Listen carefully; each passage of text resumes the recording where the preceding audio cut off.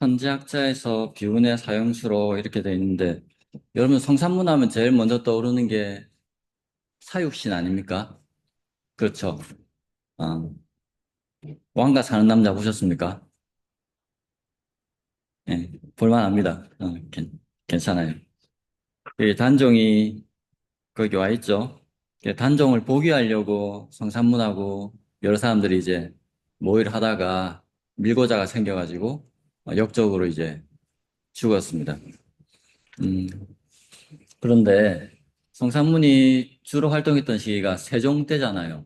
어, 조선이 가장 학문적으로 뛰어났을 때 그 중심에 있었던 어, 집현전이라는 기관이 있었고 거기에 많은 똑똑한 사람들이 있었는데 그중에 대표적인 사람이 성산문이었습니다. 훈민정음 만들 때 신숙주하고 같이 어, 그 의문학을 공부하기 위해서 왔다 갔다 하면서 노력을 많이 하고 그리고 어, 여러 가지 신화도 많이 남긴 사람인데 일단은 똑똑하다고 많이 알려져 있는 사람입니다. 똑똑하다. 세종 당시에 똑똑한 사람들이 좀 많았는데 그 중에서도 원투펀치에 들어가는 아주 똑똑한 사람이었다고 알려져 있고요. 그래서 어, 그 문과에 급제하고 그다음에 그 관료들 고급 관료들을 모아놓고 과거 시험을 또 쳐서 뭐 상금 주고 뭐 이런 게 상을 주고 이런 게 있었거든요. 과거 치고 난 다음에 그걸 이제 문과 중시라고 했는데 거기서 또 급제를 하고 이렇게 똑똑하다고 소문이 난 사람이었습니다. 음, 그, 요, 요 슬라이드가 이제 훈민정음 만들 때 중국에 있는 어문학자를 찾아서 왔다 갔다 한 그 내용을 담은 슬라이드고요. 그 우리나라 음하고 그 중국 음하고 많이 다르기 때문에 그 차이를 그 학술적으로 정리할 필요가 있었는데 그런 것들을 한 작업이 동국정운, 홍무정운 뭐 이런 것들 이런 준비들을 해서 음문학에 상당한 업적을 남겼습니다. 그런데 자 계유정난이 났습니다. 단종이 즉위했는데 처음에 그 문종의 아들 세종의 손자 단종이 즉위했을 때 수양대군이 뭐라고 했냐면 제가 조선의 주공이 되겠습니다 이렇게 이야기했거든요. 제가 조선 주공이 됐습니다. 그 주공이 어떤 인물입니까? 형의 아들을 그 어린 왕 형의 아들 어린 왕을 보필해가지고 성군으로 키운 사람이 주공이거든요. 그러니까 수양대군도 내가 왕의 삼촌이니까 주공처럼 그렇게 단종을 잘 보위하겠다 이렇게 이야기를 했었는데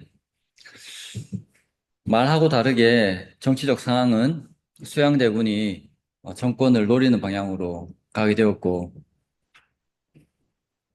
그런 기미가 보이면은 정치권에서는 다 알잖아요. 이번에 음, 그런 움직임이 있으면 많이들 눈치를 챕니다. 그래서 단종을 보위하던 뭐 김종서 측에서도 좀 느낌을 좀 알고 있었고 좀 준비하고 있었는데 그럼에도 불구하고 수양대군과 한명회 측이 더 빨라가지고 성공을 합니다. 개유정난이 되고요. 그래서 단종은 상황이 되고 수양대군이 세조가 됩니다.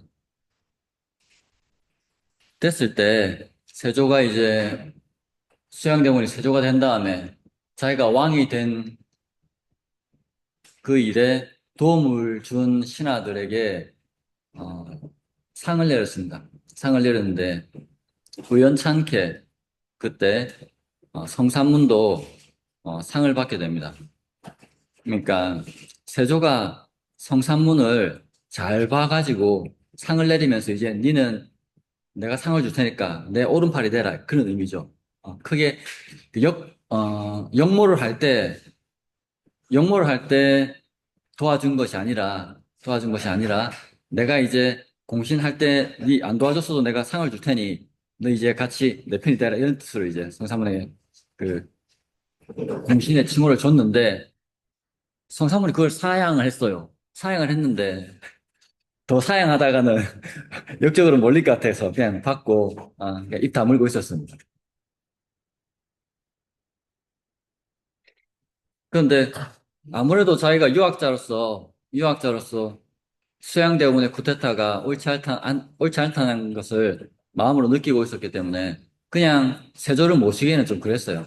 그래서 친한 친구들, 박팽년, 하위지 이런 사람들하고 유흥부 이런 사람들하고 모여가지고 단종을 다시 복위시켜야 되겠다 이렇게 준비를 했는데 그 준비를 할 때 주된 타겟이 수양대원의 브레인이었던 한명회, 골람, 신숙주. 신숙주는 친구였지만 세조 편에 붙어서 있었거든요.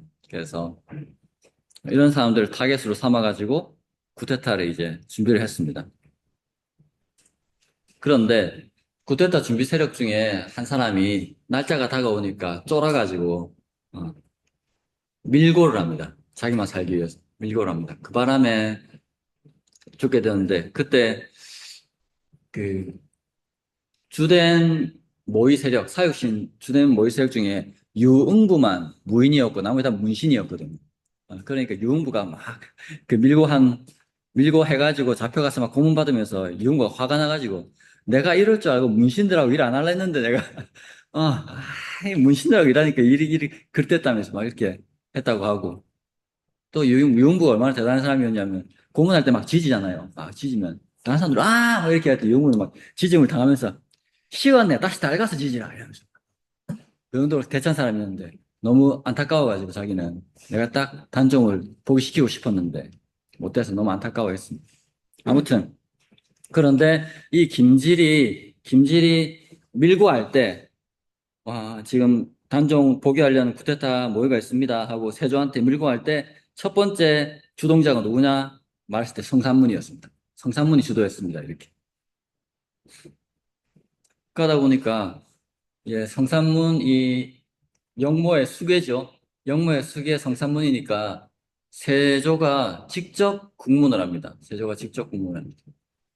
국문을 하는데 막 세조가 질문을 하는데 성산문이 답변을 하면서 호칭을 전하라고 안 하고 나리 이러면서 나리께서 뭐 그렇게 하셔서 나리께서 이렇게 하면서 왕 취급을 안 하는 거라 성산문이 그러니까 세조가 열이 받아가지고 네가 지금 몇 년간 내 녹을 받아 먹었으면서 어떻게 나를 왕 취급을 안 하냐 이런 식으로 또 이야기를 합니다. 그러니까 성산문이 저는 나리의 녹을 한 번도 받아 먹은 적이 없습니다 이런 거라 나리께서 주신 복록을 한 번도 받아 먹은 적이 없습니다 이런 거라 그게 무슨 소리냐 벌써 뭐 1, 2년이 지났는데 뭐 이렇게 이야기합니다. 그러니까 저희 집에 가보십시오. 나리께서 주신 복록은 그대로 다 쌓여 있습니다. 뭐 옛날에 월급을 쌀로 줬거든요. 음. 세조가 준 녹으로 온 쌀은 그대로 먹지도 않고 그대로 박아놨는 거다. 먹지도 않고. 그걸 확인하고 세조가 더 열받아가지고 그러면 네가 이때까지 1, 2년 동안 나한테 서류를 올리면서 서류 밑에 서명할 때 신선상문은 해놓고서는 사인하는 양식이 그렇거든요. 딱 하고 난 다음에 누가 썼다는 걸 서명을 할 때 신 아이들 신 누구 이렇게 했습니다. 근데 그렇게 신이라고 해놓고서는 지금에 와서 나으리라고 하는 게 무슨 일이냐면서 또 세조가 막 화를 냅니다. 그러니까 저는 문서에서 한 번도 신이라고 한 적이 없습니다. 그럽니다. 그래, 그게 무슨 소리냐니까. 제가 나을 있게 올렸던 문서를 다 보십시오. 이렇게. 그래서 그 문서를 봤습니다. 그 문서를 봤더니만 신성, 원래는 신성산문하고 써야 되거든요.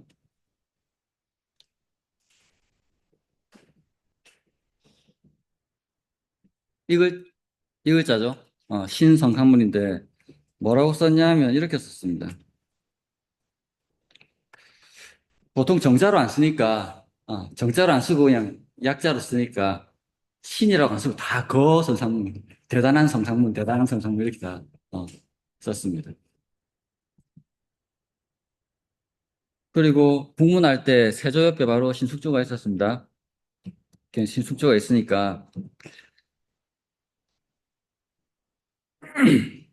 막 세조한테 국문을 받다가 성상문이 신숙주를 쳐다보고 자네는 선왕께서 단종 단종 임금이 어리셨을 때 어린 단종을 품에 안고 집현전에 찾아와서 우리들에게 말씀하시기를 경들은 내가 죽은 뒤에 이 아이를 잘 보살펴 주게 했던 말이 나는 내 귀에 쟁쟁한데 너는 어떻게 그렇게 역물을 할 수 있느냐 이렇게 하면서 신숙주를 막 뭐라 합니다. 그러니까 신숙주가 겁이 나가지고 쫄아가지고 성산문에 그 기계에 쫄아가지고 막 땀을 비질비질 흘리니까 세조가 실주 보고 형은 나가 있으라면서 그래서 신숙주는 물리고 직접 이제 계속 혼자서 공문을 했다 이렇게 이야기가 나옵니다. 아무튼 그래서 능지처사 사지가 찢겨서 죽는 그런 형벌로 죽게 되고요. 그리고 사육신이 그렇게 찢겨서 죽고 난 다음에 시체가 버려졌을 때 아무도 그 시체를 수습하지는 못했습니다. 왜 시체를 수습하지 못했을까요? 자, 성산문의 경우에는 삼족이 멸당했습니다. 그러니까 3대가 멸당했습니다. 자기 아버지도 자기 때문에 처형당했고요. 자기 자식들도 다 죽었습니다. 젖먹이 애까지 다 죽였습니다. 그러니까 누군가 성산문의 시신을 수습하려고 하면 니는 성산문하고 무슨 관계고? 이러면서 또 연좌될까봐 사람들이 겁먹어가지고 시신도 수습을 못하고 그냥 뭐 널려있는 그런 상태였습니다. 여기서 퀴즈 문제. 그 시신을 수습한 사람이 누구였을까요?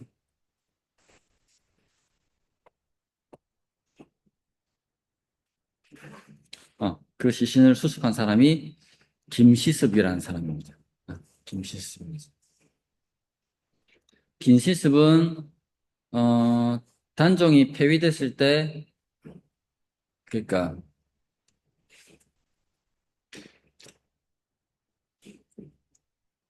김시습은 천재 중에 천재라고 하잖아요. 천재 중에 천재라고 합니다. 5살 때 시를 짓고 막 이래가지고 소문이 막 났습니다. 그래서 그 소문을 듣고 그때 영의정이었나 정승 이름이 기억이 안 나네요. 하여튼 이웃에 살던 정승까지 집에 찾아와가지고 진짜 똑똑한지 막 알아보고 막 이랬습니다. 그 소문을 이제 세종이 들었거든요. 세종이 듣고 세종이 그 소문을 듣고 그 김시습 부모님한테 비단하고 곡식을 내리면서 얘를 이대로 잘 키워달라고. 얘가 이대로 잘 크면 내가 나중에 크게 쓰겠다고 이렇게 이제 이야기를 했었거든요. 그래서 김시습은 어려서부터 세종 밑에서 일할 것이라 생각하고 어려서부터 막 공부를 열심히 했습니다. 그래서 20살쯤 넘었을 때, 20몇 살쯤 됐을 때 절에서 과거 공부하고 있었는데 그때 단종이 폐위됐다는 소리를 듣습니다. 세조가 수양대군이 쿠데타 했다는 소문을 듣고 그때 공부하던 절에서 머리 깎고 중위된 사람이거든요. 나중에 환송합니다만 그때는 이제 중위됐습니다. 그러다 보니까 그 그런 울분이 있던 사람이다 보니까 사육신이 찢겨 죽었을 때 아무도 수습 안 할 때 자기는 이제 스님으로서 몰래 가가지고 다 수습해서 능을 만들어주고 했습니다.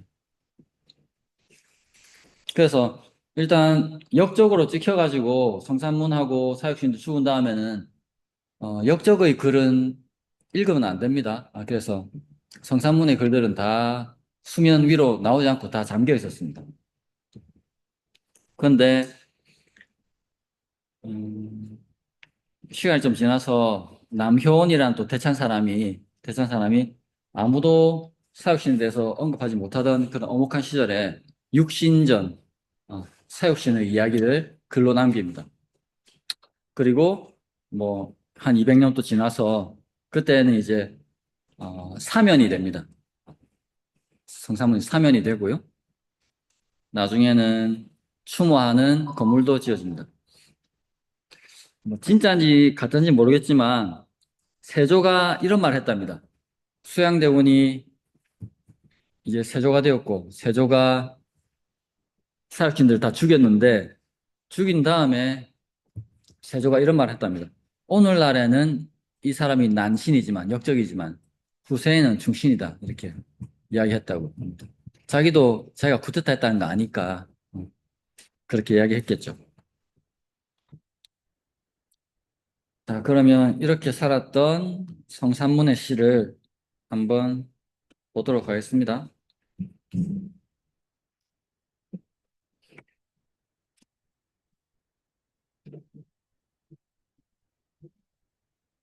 자미화입니다. 자줏빛자 장미미 꽃 화자인데 자미화. 배롱나무라고도 하고 백일홍이라고 보통 많이 쓰는 말은 백일홍이라는 말로 많이 씁니다. 자, 첫 번째 구 보겠습니다. 성산문이 쓴 자미화 백일홍이란 세세 사륜각 해세자 두 번 연결했습니다. 한 해, 두 해, 세세, 대대. 그래서 저는 번역을 해마다 이렇게 번역했습니다. 세세, 해마다. 사륜각, 사륜각입니다. 실사자, 굵은 실륜자, 실사, 굵은 실륜. 이거는 의미가 있는데요. 임금의 말씀을 사륜이라고 합니다. 임금의 말씀을 사륜이라고 하고요. 각은 집각자입니다. 그러니까 사륜각이라고 하면 이게 임금의 말씀이 들어왔다 나갔다 하는 곳 이렇게 되거든요. 그러면 지금 생각하면 대통령 비서실쯤 될 것 같아요. 대통령 비서실쯤 될 것 같은데 성산문이 썼고 했기 때문에 이 사륜각은 아마도 집현전을 두고 한 말이 아닐까. 집현전에 임금이 자주 왔다 갔다 했으니까 왕의 명령대로 움직였으니까. 그래서 제 생각에는 이 사륜각은 집현전을 말하지 않나 이렇게 생각이 되고요. 추호 대자미. 자, 추자는 석유시 추선할 때 뽑을 추, 보통 뽑을 추로 많이 쓰는데 여기서는 잡을 추, 털호, 잡을 추, 털호, 털을 잡다. 여기서 털은요, 붓을 상징하는 말입니다. 붓을 상징하는 말. 그래서 붓을 잡고 마주 대하다. 무엇을? 잠이, 백일홍을. 붓을 잡고 백일홍을 마주했지. 자, 이게 무슨 말일까? 해마다 사륜각에서 붓을 잡고 백일홍을 마주했지. 무실말 있고, 무실말 있고. 자, 일단 우리가 한번 믿어봅시다. 사륜각이 뭔지는 확실하지 않지만 우리는 그냥 집현전이라고 한번 믿어봅시다. 집현전을 믿어보면 해마다 집현전에서 자기가 집현전에서 오래 근무했으니까 붓을 잡고 있었지. 백일홍을 보면서. 그렇게 해석이 되겠죠. 해마다 집현전에서 내가 붓을 잡고 근무를 했었지. 백일홍을 보면서. 그 말은 집현전 주위에 백일홍이 많이 심겨져 있었다. 그 말입니다. 그렇지? 그렇게 이해할 수가 있겠습니다. 금내 화하음. 이제 와서, 이제 금 본래, 이제 와서 하하음. 꽃 아래에서 마시니. 꽃 아래는 아마도 백일홍을 말하겠죠. 지금 제목 자체가 자미화잖아. 제목 자체가 백일홍이니까 자미화니까 이제 와서 꽃 아래에서 마시니 꽃 아래에서 보통 마신다고 하면 술을 이야기하고요. 다른 판본에는 이 음자 자체가 취할 취자로 되어 있습니다. 그렇기 때문에 이거는 술을 마신다고 보시면 되겠습니다. 이제 와서 꽃 아래에서 술을 마시니 도처 사상수 이를도 고쳐 이르는 곳마다 다다르는 곳마다 도자는 도착하다를 도자니까 이르다 다다르다 도착하다 이런 뜻이거든요. 그러니까 도처에 이르는 곳마다 다다르는 곳마다 사 뭐뭐와 같다 같을 사자 뭐뭐와 같다 사 상수 서로 따르는 것 같네. 서로 따르는 것 같네. 이르는 곳마다 서로 따르는 것 같네. 이 무슨 말인고?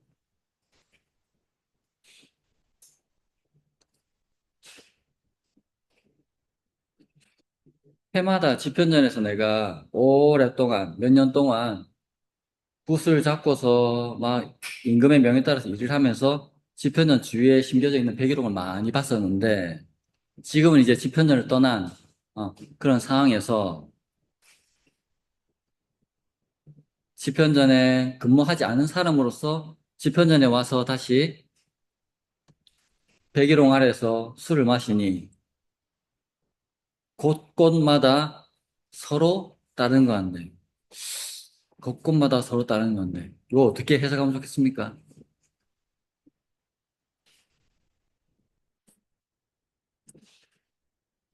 다른 것 같네. 주체는 뭐로 번역했습니까? 뭐가 나를 다른 것 같습니까?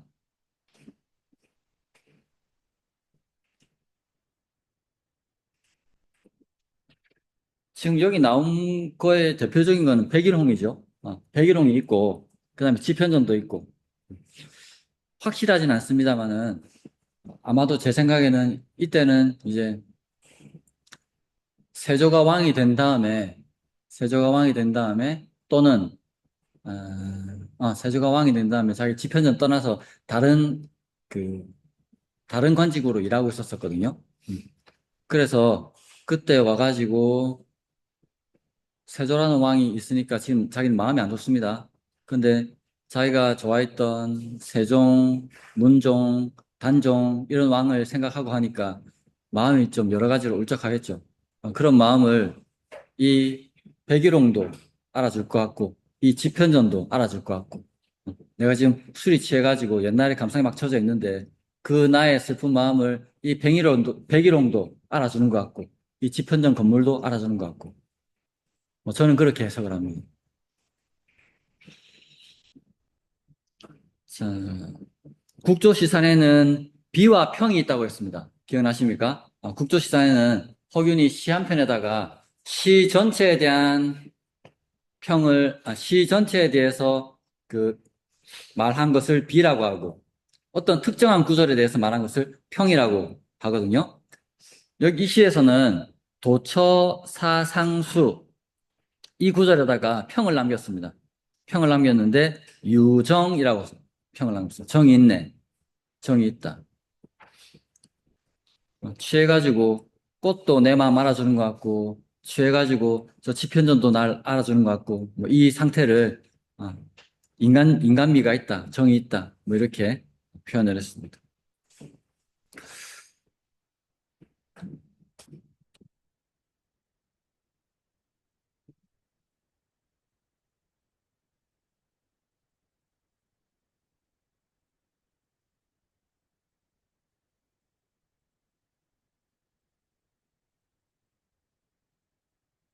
자, 다음은 김수원의 시를 보겠습니다.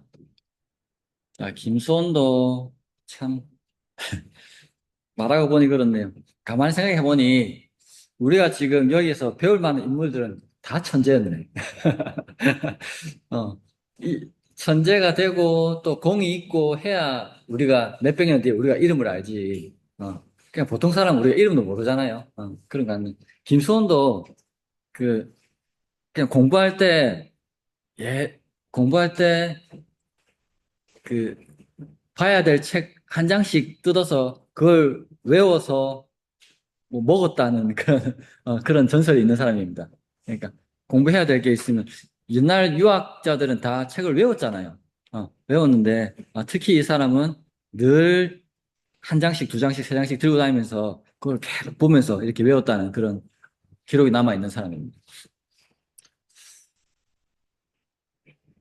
그런데 이 사람의 형이 당대 최고의 고승이었습니다. 당대 최고의 고승이었기 때문에 김수원 자체도 불교에 대단히 해박했다.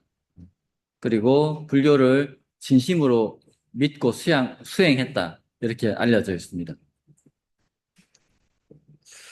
그래서 김수원 글 보면은 나는 뭐 유학자들한테는, 뭐 고기하고, 뭐고, 고기 잘 안 먹고, 어, 술 잘 안 먹는다고, 중 같다고 막, 놀림받고, 그 다음에 스님들하고 같이 있을 때는 가정을 꾸려가지고 사회생활 한다고, 어, 방탕하다고 욕먹고, 여기서도 대접 못 받고, 저기서도 대접 못 받고, 좀 그렇다, 이러면서 김수원이 글 써놓은 게 있습니다.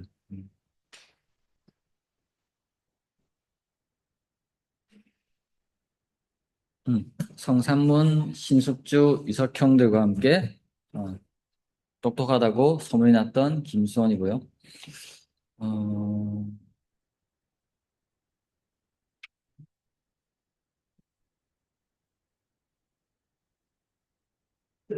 국가 핵심 프로젝트 멀티미디어. 음. 김수원이 워낙 유학과 불교 두 부분에 다 뛰어났기 때문에 금강경 같은 불교 서적 번역에도 참가를 했고요. 그 다음에 유학 경전에서는 토시를 다는 것, 구결 다는 것, 그러니까 뭐뭐 하니 하고 이런 거 어떻게 다른가에 따라서 문맥이 많이 달라지거든요. 그런 것을 학자들과 같이 구결 다는 그런 작업을 했다는 기록이 남아 있습니다. 자, 그러면 이렇게 똑똑한 김수원이 어떤 시를 지었는지 보면요. 제목은 술악부사 이렇게 되어 있습니다. 술은 저술하다, 기록하다 이런 뜻인데 여기서는 기록하다라고 해석을 했고요. 악부, 음악, 악, 관청부자인데 옛날 중국에, 고대 중국에 악부라는 관청이 있었습니다. 그 옛날 통치자들은 지금은 민심을 알기 위해서 어떻게 합니까? 여러 가지 채널을 통해서 그 백성들을 대표하는 기관장들도 만나고 이렇게 하고 또 뭐 쉽게는 그 백성들한테 지금은 뭐 건의사항도 바로 직접 받고 뭐 이렇게 하니까 통치하기가 쉬운데 옛날에 한 2000년, 2500년 전에 나라를 다스리던 사람들은 민심을 알기 위해서 어떤 방법을 선택했을까요?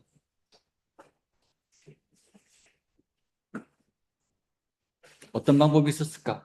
몇 명 불러다가 물어봤을까? 어떤 성질 급한 왕들은 자기가 직접 나갔죠.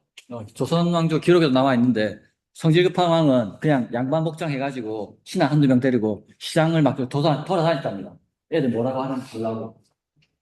2500년 전 중국에서는 어떻게 했냐면 사람의 마음을 담아서 표현되는 것이 민요라고 생각했습니다. 사람의 감정, 현재의 감정을 담아서 표현하는 게 민요라고 생각했기 때문에 민심을 모은다는 의미에서 각 지역에 있는 민요의 가사와 곡조를 모았습니다. 가사 곡조를 모아서 그 가사를 보고 아, 백성들이 이렇게 생각하는구나. 백성들이 이런 식으로 생각하고 노동을 하는구나. 어, 그렇게 평가를 했습니다. 그 가사를 모으던 관청 이름이 악부입니다. 그래서 악부는 어, 그 나라의 중국 또는 우리나라의 역사와 풍속을 담고 있는 그리고 백성들의 감정을 담고 있는 민요입니다. 민요. 그런데 여기서 사자는 가사라는 뜻이고요. 악보의 가사. 악보의 가사를 기록하다 이렇게 했습니다. 악보의 가사를 기록하다. 그러면 이 시는 김소원이 창작한 것이 아니라 자기 귀에 들리던 민요의 가사를 그게 한글이니까 한글 가사니까 그거를 한문으로 바꿨다 이 말입니다. 자, 봅시다. 어떤 가사를 바꾼 건지 한번 봅시다. 10월 증빙상 열십 달월 1층, 2층, 3층, 4층 할 때 층입니다. 층 또는 겹, 층층, 겹겹. 빙은 얼음빙, 상은 윗상. 10월달 겹겹의 얼음 위에 10월달 겹겹의 얼음 위에 자 10월달이면 음력이겠죠. 음력 10월이면 계절이 뭡니까? 자 음력으로 1, 2, 3월이 봄 4, 5, 6이 여름 7, 8, 9가 가을 10, 11, 12가 겨울입니다. 그러니까 초겨울이다 그렇죠? 초겨울 겹겹의 얼음 위에 한응 주겹서 찰 한자인데, 여기서는 제가 한기, 추운 기운이라고 번역을 했습니다. 한기가, 엉기다. 어, 서리가 맡기는 거 있지 않습니까? 그런 거. 한기가 엉겼네. 주겹서에, 대나무 죽, 잎, 옆, 침상서. 대나무 잎으로 만든 침상에 한기가 엉겼네. 이 말은 1, 2구 합치면 어떤 뜻입니까? 지금 바닥은 얼음이고요. 바닥은 얼음이고 그 위에 따뜻한 담요가 있는 부잣집이 아니기 때문에 가난한 집이라서 대나무를 막 이렇게 묶어가지고 잠자리를 마련한 겁니다. 잠자리를 마련해서 뒀는데 제 생각에 어느 누가 얼음 위에 자겠습니까? 얼음같이 찬 방바닥이겠죠. 얼음같이 찬 방바닥이겠죠. 얼음같이 찬 방바닥에 대나무 잎사귀를 막 해가지고 이제 일단 잠자리를 마련했습니다. 한기가 엉겼네 대나무 잎상에 여군 동명사 함께여 군은 2인칭 그대군 여군 그대와 함께 영동사 차라리 영 얼다 동 죽을 사 얼어 죽는 게 동사죠. 차라리 얼어 죽어도 그대와 함께 차라리 얼어 죽어도 지금 바닥이 얼음처럼 찹니다. 시에서는 그냥 얼음이라고 그냥 직접적으로 이야기했습니다. 거기다가 깔 게 없어가지고 대나무 잎사귀 막 깔아가지고 침상을 대신했기 때문에 한기가 그대로 막 올라옵니다. 그런데 그대와 이 차가운 대나무 잎사귀 어, 자리에 위에 있으면서 그대와 함께 얼어 죽더라도 차막 오경계 차막은 뭐 하지 마라 뭐 하거나 말거나 이런 뜻입니다. 차막 뭐 하지 마라 저는 뭐 하지 마라라고 번역했습니다. 오경계 다섯 오 시간 단위경 자 오경은 몇 시부터 몇 시까지가요? 우리 한문 보다 보면은 1경, 2경, 3경, 4경, 5경 자주 나옵니다. 한번 기억을 해보면 옛날 사람들은 밤 시간을 1경부터 5경으로 나눴고요. 밤은 7시부터 시작된다고 봤습니다. 그래서 7시부터 해서 2시간 단위로 7시부터 9시까지 1경, 9시부터 11시까지 2경, 야 3경 하면 밤 11시부터 새벽 1시까지, 4경이 1시부터 3시까지, 5경은 새벽 3시부터 5시까지입니다. 그러니까 차막 하지 마라. 오경계 오경 새벽 3시부터 5시까지의 다가 하지 마라 새벽 다가 이 말입니다. 하지 마라 새벽 다가 새벽 닭이 뭘 합니까 보통? 새벽 닭은 울지요. 새벽이 왔다고 웁니다. 그런데 그 임무를 맡고 있는 새벽 닭한테 새벽 닭 아니 보통 니 잘 우는 거 아는데 오늘만은 울지 마라 이 말입니다. 자 그러면 이 시는 어떤 시입니까?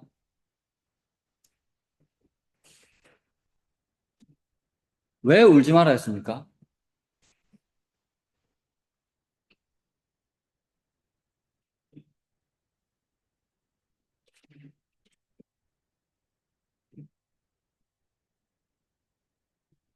이 시의 장르가 뭡니까? 서스펜스물입니까?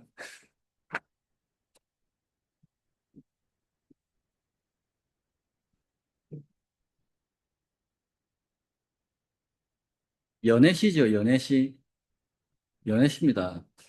아무리 지금 추워 죽겠는데, 지금 내 좋아하는 사람하고 지금 같이 있거든. 그러니까, 아무리 추워도, 지금 추워 죽겠지만, 그래도 얘하고 같이 있기 때문에, 새벽이 안 왔으면 좋겠다, 이러면서. 그 마음이죠. 그 마음입니다. 연애시입니다. 자, 그 유명한 고려가요 만전춘을 한자로 번역한 겁니다. 고려가요 만전춘은 한번 들어보셨을 겁니다. 얼음 우희 댄잎자리 보아 님과 나와 얼어 죽을 만정 얼음 무희 댄잎자리 보아 님과 나와 얼어 죽을 만정 정든 오늘 밤 더디 세우시라 더디 세우시라. 무슨 말일까? 얼음 위에 댄잎 이부자리 만들어 가지고 님과 나와 얼어 죽더라도 얼음 위에 댄잎으로 이부자리를 보아서 님과 내가 얼어 죽을지라도 정 있는 오늘 밤 더디 새벽이 되었으면 더디 새벽이 되었으면 그렇죠? 자, 이 내용을 이렇게 간역했습니다.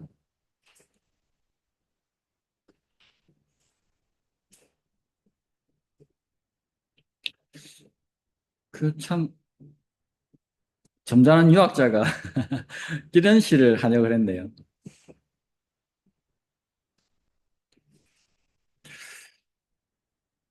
자, 그는 유학의 성실과 불교의 평정을 아우르는 지혜를 가졌기 때문에 인간의 본능인 사랑을 외면하지 않고 그 진실한 맛을 문장으로 담아낼 수 있었던 것으로 보이고요.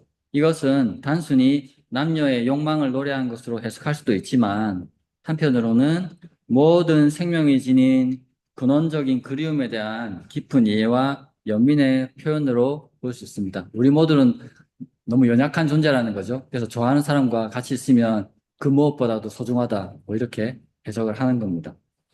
수락부사를 통해 독자는 소유나 집착을 넘어선 지족의 역사를 발견할 수 있게 된다.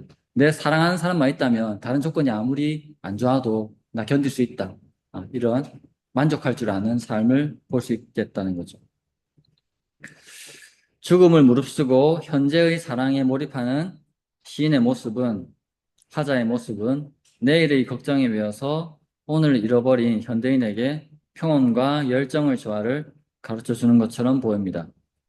김수호는 이 짧은 노래를 통해서 삶의 찰나에 깃든 진심에 감사하며 진정한 사랑을 만나는 그 순간이 너무 소중하기 때문에 지금 이 추위 따위는 아무것도 아니다 이렇게 생각하는 거죠.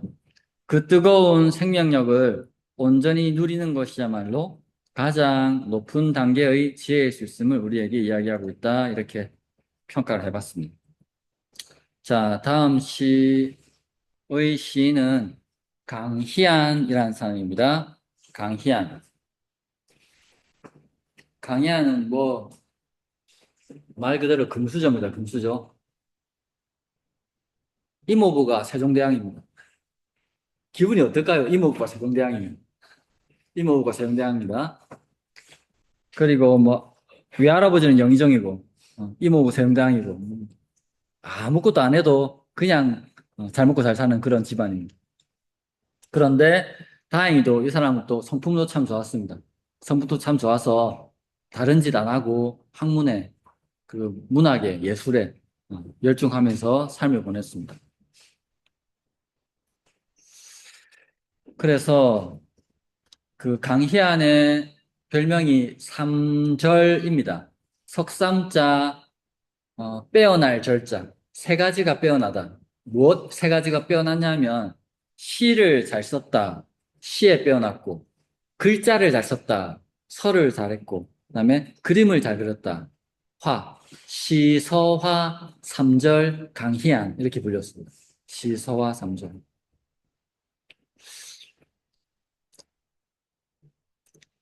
보통은 시도 못 짓고 글씨도 삐뚤하고 그림은 더 못 그리고 보통 이게 보통 사람인데 이 사람은 아주 뛰어난 사람이었습니다. 최고의 걸작, 강희안의 최고의 걸작으로 꼽히는 게 고사관수도, 수준 높은 선비가 물을 바라보는 그림, 요겁니다. 한 번쯤 보셨을 건데 저는 그림을 볼 줄 모릅니다. 그럼에도 불구하고 이 그림을 보면 편안한 느낌이 듭니다. 마찬가지로 오른쪽 글씨가 강희안의 글씨입니다. 제가 글씨를 볼 줄 모릅니다만 이 글씨도 보면 부담스럽지 않고 편안합니다.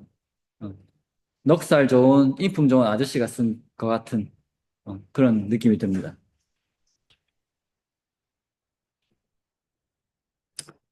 거기다가 이 사람이 양화소록이라는 책을 썼는데, 뭐, 다른 권력자들이, 다른 좋은 집안 출신 사람들이 권력 더 가지려고 막 노력할 때 이 사람은 그냥 식물 키우는 법, 이런 책을 쓰고 그렇게 했습니다.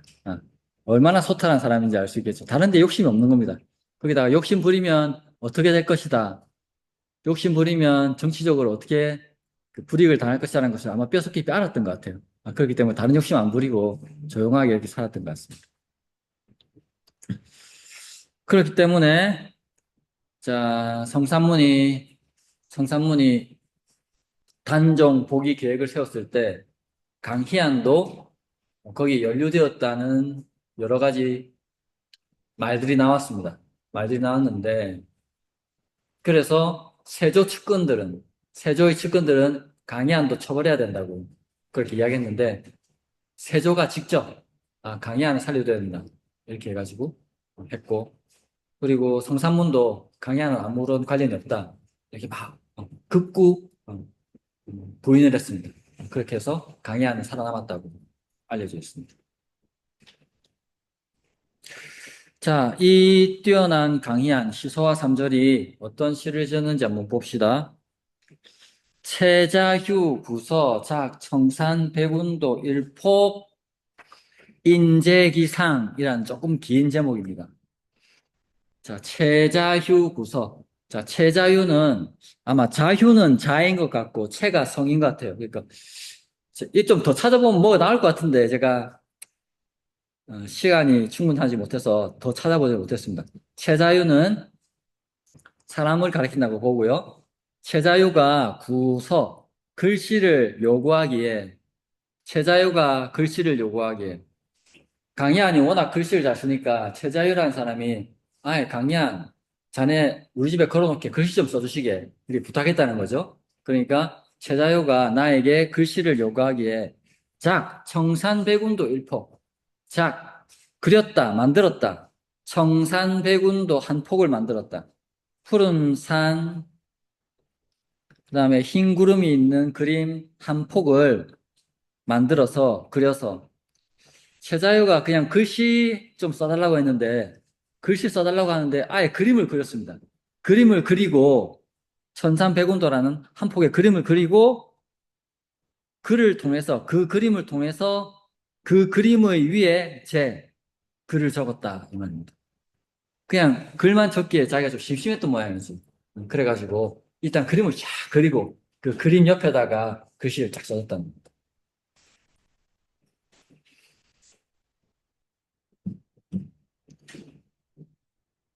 강상 공만합 강강 윗상 강위에는 제가 지금 위라고 했습니다만 이 상자는 위도 되고 가도 되고 그렇습니다. 강가에는 이렇게 됩니다. 강가에는 봉만합 봉우리 봉 그다음에 만은 산줄기 또는 산 저는 산이라고 번역을 했습니다.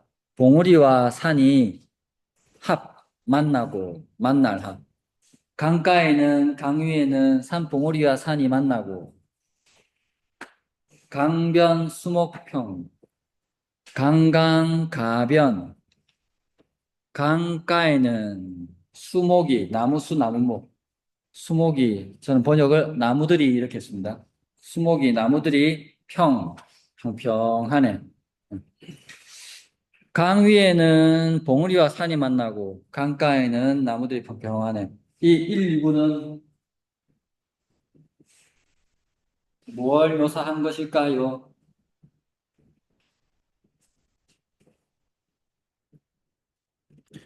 자, 우리가 제목에서 보면 알 수 있듯이 이 제목 자체가 뭐 지인이 글씨를 써달라고 하니까 그냥 글씨만 써주기 심심해서 그림을 그리고 그 위에 써준 글씨니까 이 시의 내용이 바로 그림이겠죠.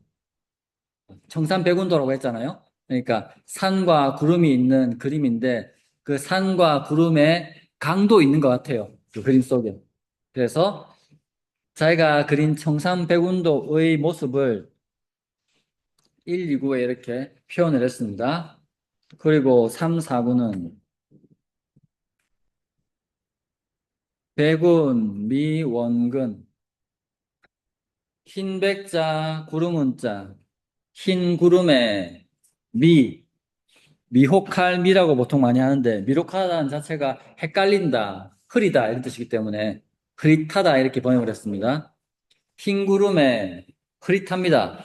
뭐가 흐릿하나요? 원근이 흐릿하다. 원근이 흐릿하다. 가까운지 먼지 흐릿하다. 우리 안개가 끼면은 거리 감각이 없습니다. 제가 차 타고 막 가다가 밀양에 수업이 있어가지고 밀양에 수업 가려면 밀양 캠퍼스 딱 진입하기 맨 마지막에 산을 하나 조그만 걸 넘어야 됩니다. 조금만 넘어야 돼. 빙빙빙 돌면서 이렇게 넘어가야 되거든요. 근데 어느 날 들어가서 조금 가니까 산에 안개가 쫙 꼈어. 와, 2m, 3m 앞이 안 보여. 비록 높은 산은 아니지만 계속 낭떠러지인데 쫄아가지고 막 갔던 기억이 나거든요. 마찬가지로 이 그림상에서 안개를 묘사했는데 그 안개가 낀 그 묘사 때문에 그 원근감을 알 수 없는 그런 상태를 이렇게 표현했습니다. 흰 구름 때문에 먼지 가까운지 흐릿하니 하처 득복령 어느 하 장소 곧처 득 얻을 득 할 수 있다 얻다 할 수 있다 복령 숙봉자 바다영자 어느 곳에서 복령을 얻을까 흰 구름 때문에 먼지 가까운지 흐릿해서 잘 모르겠는데 어느 곳에서 복령을 얻을까 자 복령은 뭘까요?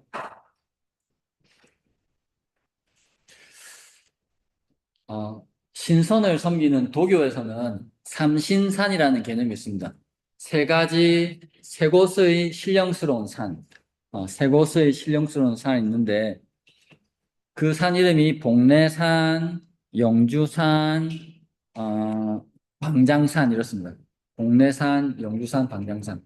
그게 중국의 신화인데 우리가 중국의 문화를 그대로 따왔잖아요. 그러다 보니까 우리나라에도 복례산도 있고 영주산도 있고 방장산도 있습니다. 영도에 있는 게 복례산이죠. 그래서 여기서 복령은 산 이름을 가리키고 이 산 이름이 상징하는 바는 신선의 세계입니다. 신선의 세계. 어느 곳이 어느 곳에서 신선의 경지를 얻을까 이렇게 의역할 수 있는 거죠. 그러니까 청산백운도 자체가 산수화인데 마치 신선의 세계를 묘사한 듯한 산수화 이렇게 이해할 수 있겠고 그 산수화에다가 이 시를 이제 적어서 글씨를 요구하는 친구의 지인에게 줬다는 겁니다. 자, 이 시에 대해서 허균은 어떻게 평가했냐면 3절이라 부르기에 충분하다 이렇게 평가했습니다. 괜히 강희안을 3절이라고 부른 게 아니구나. 족칭 3절 이렇게 했습니다. 3절이라 부르기에 충분하다.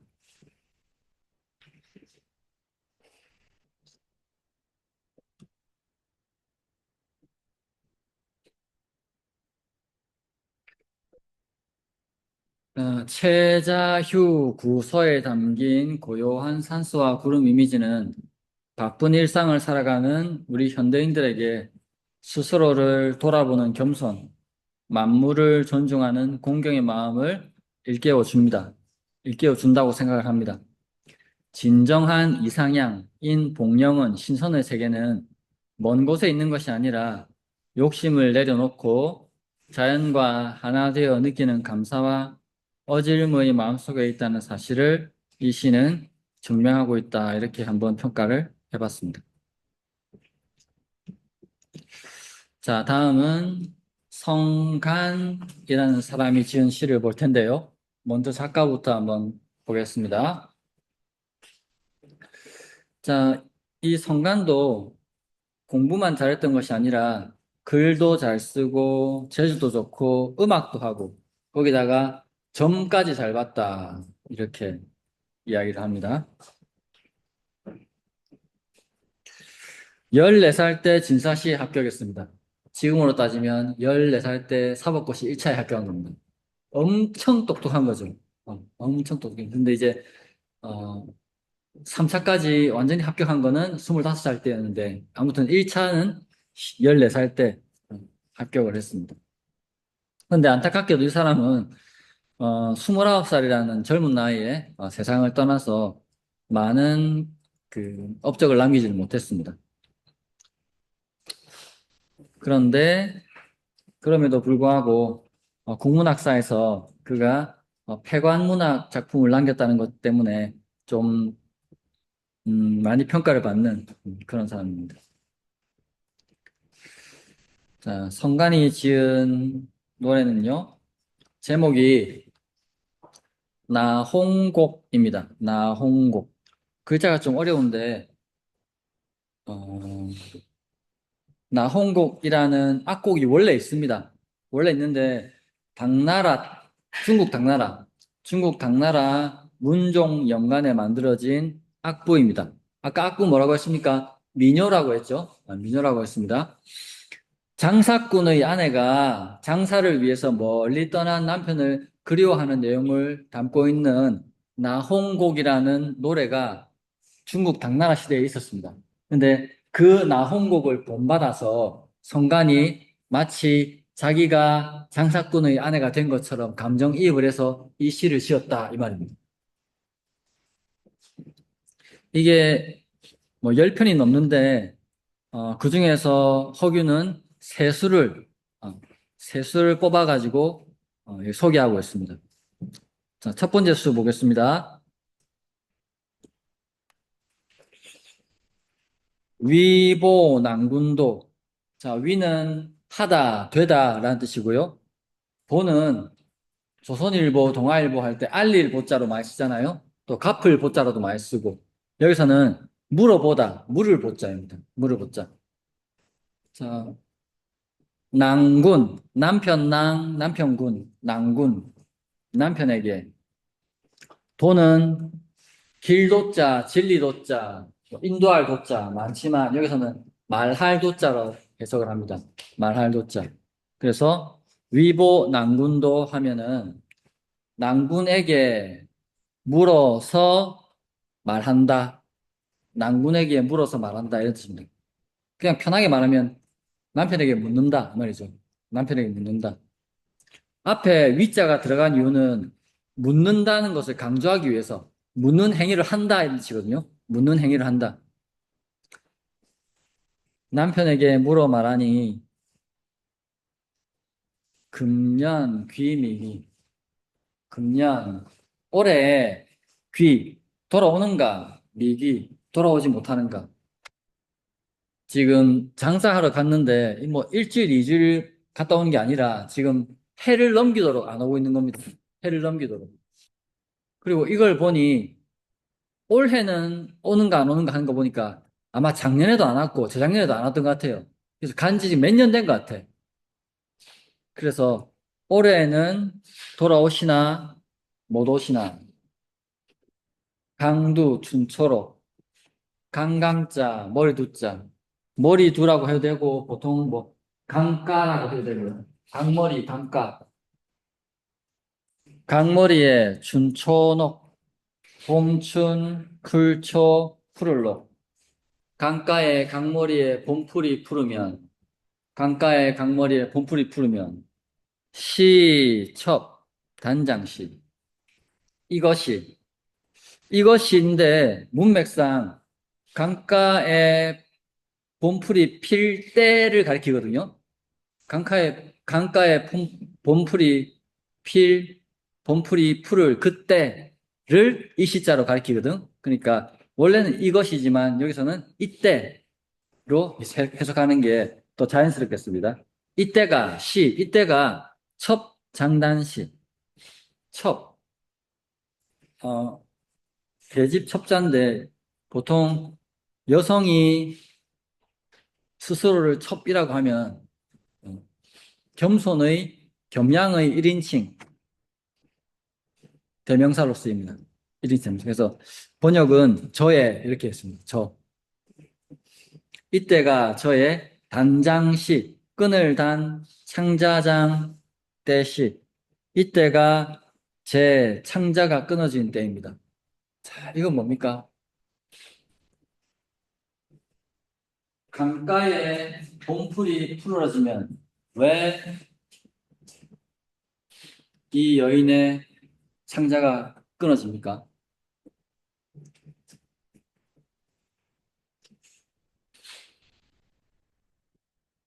그냥 봄이 오면 좋잖아요, 원래. 정상적이라면 봄이 와서 푸르르고 하면 좋습니다. 그런데 이 좋은 시절을 사랑하는 사람과 함께하지 못하고 또 맞이하게 되는, 그게 한두 번도 아니고 지금 몇 년째. 그러니까 또 봄이 오면 아직도 안 오셨나 이것 때문에 너무 가슴이 아프다는 거지.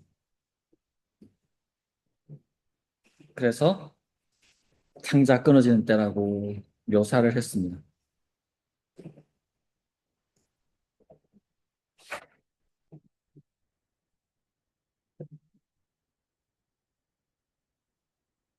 어, 그 허균이 나홍곡이라는 이 시에 대해서는 제목 밑에다가 비를 이렇게 달아놨거든요.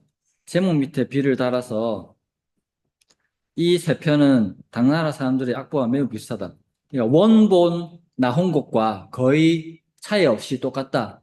그 정도 수준이다. 그 정도 뛰어나다. 이렇게 이제 평가를 했습니다.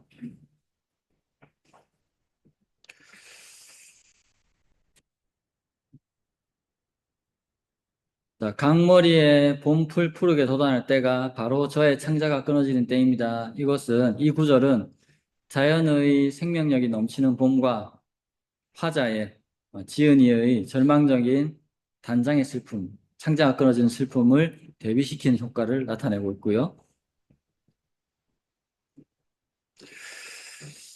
이 시를 통해서 우리는 사랑하는 이와 함께 할 수 있는 평범한 일상이 얼마나 큰 축복인지 깨닫게 됩니다. 여러분들은 지금 고민 많죠? 어떻게 살아야 될지도 모르겠고, 고민 진짜 많고, 뭐 그런데, 뭐 여러분들이 제 나이 되면 느끼시겠지만, 지금이 괜찮거든요. 별로 정해진 것도 없고, 뭐, 뭐 대단한 부잣집도 아니고, 이렇게 해서 내가 다 먹고 살아야 하고, 이런 여러 가지 해야 될 일이 있지만, 그럼에도 불구하고, 아프지 않고, 어, 아프지 않고, 뭐, 특별하게 괴로운 일 없고, 그렇게 일상을 살아갈 수 있다는 것 자체가 아주 큰 축복이라는 것을 살면 살아갈수록 여러분 느낄 겁니다. 그렇기 때문에 하루하루 내가 별일 없이 살 수 있다는 것을 너무 감사하고, 그 별일 없을 때 내가 뭘 하는가가 나의 가치를 매기는 거거든요. 그때 좀 보람 있는 일에 시간 쓰시고, 나 자신을 위해서, 가족을 위해서, 사회를 위해서 보람 있는 일을 하시면서 계속 이제 쌓아가다 보면 시간이 지날수록 그게 내 실력이 됩니다. 그렇게 생각하시면 좋을 것 같아요. 자, 오늘은 여기까지만 하겠습니다. 수고하셨습니다.